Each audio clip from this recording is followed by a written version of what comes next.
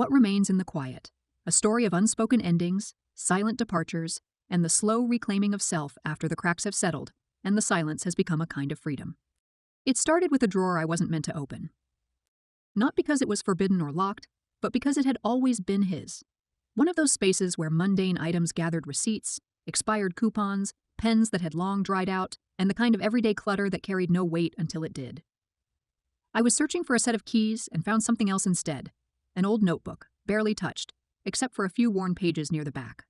At first, the contents were disjointed, almost cryptic. The handwriting was his, unmistakably so, but the tone of the words, raw, reflective, and distant, felt foreign. A name appeared more than once, laced through dates and places.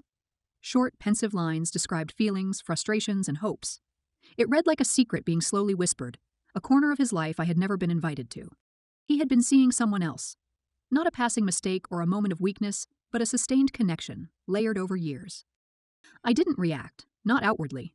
I closed the notebook and slipped it back where I found it, as though preserving the illusion might delay its implications. I moved through the day on autopilot. I washed dishes, responded to emails, cooked. Everything I did felt fractionally misaligned, as if the world had nudged slightly off kilter. That night, I lay beside him in bed and stared at the ceiling until the first light of morning crept through the window. There had always been signs, but none of them had screamed betrayal on their own. Just subtle indicators. Late arrivals, distracted eyes, new shirts he never mentioned, and a phone always face down. Each instance was a thread I had chosen not to pull, not out of naivete, but because the unraveling would require me to reconsider the foundation I had built my life upon. The name was Minseo, a name that floated from the past, soft and harmless. A younger sister of a friend, someone who had once joined casual gatherings, with her pleasant smile and polite words. I hadn't thought of her in years. Now, the name lingered like dust in the corners of my thoughts, intrusive and heavy. I didn't bring it up. I watched instead. Watched how he carried on, how unaffected his routines remained. Morning coffee, newspaper, humming while folding laundry. Nothing had changed for him, and somehow that deepened the fracture. I watched him avoid my gaze, offer half answers to casual questions, and silence his phone just a little too quickly. But I didn't speak. Not because I feared the answers, but because I no longer trusted what I might do with them. One afternoon, while digging through his bag to borrow headphones, I found a letter. An envelope creased at the edges, folded more times than necessary. It had the sterile mark of a hospital. I unfolded it with slow hands. The letter was brief and direct. Test results, a suggested follow-up, a department listed, oncology. The words settled in me like cold iron cancer. No specifics, but the implications were loud enough. I sat on the floor of our bedroom with the letter in my hands and felt a stillness overtake me. Not fear, not even sorrow, just a numb, heavy quiet. The kind that falls when too many conflicting thoughts collide and render each other mute. He hadn't told me, about her, about this, about anything meaningful for what now felt like years. Perhaps he thought I couldn't handle it. Perhaps he no longer saw me as someone he needed to include. The silence around those decisions stung more than the content of them. Still, I did nothing. My life continued in its routines, meals prepared, phone calls returned, and polite conversations at work. I laughed when expected, smiled without effort. But inside, I felt hollowed out, as if a thin crack had formed within and quietly expanded with each passing day. I walked more, took long paths along the Han River, letting the murky rhythm of water give me something to anchor to. I returned to the same bench often, more out of habit than comfort. Watching the current drift downstream helped, not because it offered answers, but because it proved that movement, any movement, was possible. I thought about leaving. I packed a small overnight bag and stood by the front door with my hand resting on the knob. But the final step refused to come. I stood there until the light shifted, then returned the bag to its place. I told myself I needed more time, though in truth I was waiting for something, anything, to decide for me. He looked more fragile in those weeks, paler, smaller in his frame. His clothes hung a little looser. He moved slower. I caught him once staring at his reflection in the mirror, eyes fixed on something beyond the surface. A sadness lived in his features, something unspoken but unmistakable. Perhaps it had always been there, or perhaps I was finally seeing it. I spent more time away, not in anyone's company, but in spaces that didn't echo with memories. I wandered into bookstores with dusty corners, sat in cafes that played music too softly. I surrounded myself with strangers, content to listen to the world around me instead of the weighty monologue inside my own head. Eventually, I stopped hoping for confessions or apologies. I no longer wanted explanations or promises. What I wanted was clarity, some clean moment of understanding to frame what had happened and who we had become. But clarity, like trust, was not something that could be forced.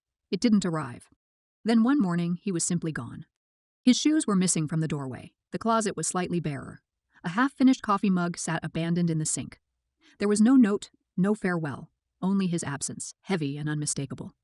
Enough belongings remained to suggest it wasn't final, but enough were missing to know he wouldn't be back soon. I sat at the kitchen table with a piece of toast I didn't eat and watched the sunlight shift against the walls. Outside, the day carried on. Traffic murmured, neighbors passed by, and the world spun indifferent. In the quiet, something loosened in me. Not joy, not grief, just the weight of anticipation lifting, finally. Weeks passed without a word. His absence became routine, an empty space that no longer surprised me when I reached across the bed or opened the closet. My sister visited once, her questions gentle, her concern buried beneath casual conversation. I told her he was away for work. She didn't push. There was a quiet understanding between us, the kind built not on explanations but on shared silences. I moved through the house slowly, piece by piece, reclaiming it. I started in the bedroom, folding away old shirts, boxing up unused ties, and discarding socks with worn-out heels. There was no anger in it, no satisfaction either, just necessity, a way to occupy my hands while my thoughts drifted elsewhere.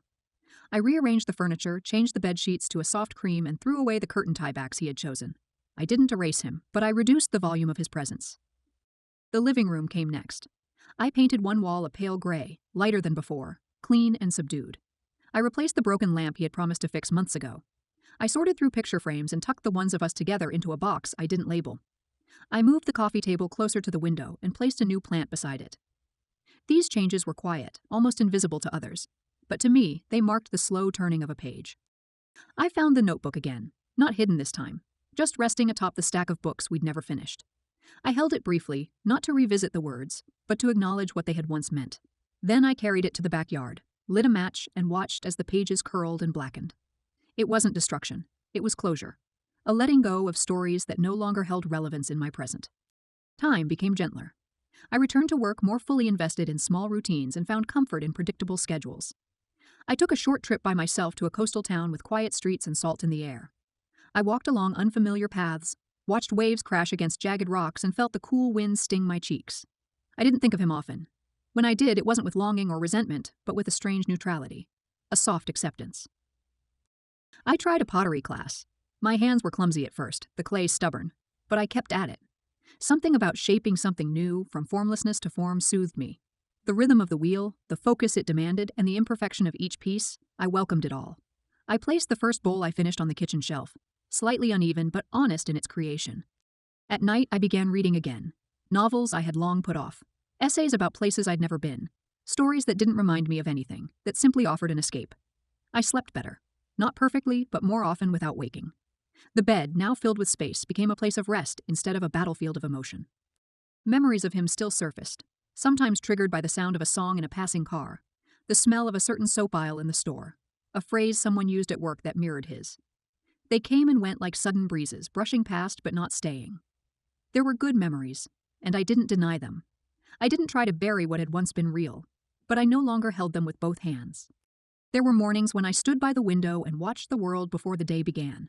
Birds landing on wires, a cyclist passing by in the same bright jacket, the man with his golden retriever who always stopped at the corner to adjust the leash. These little constants grounded me, reminded me that life continued, quietly and without ceremony.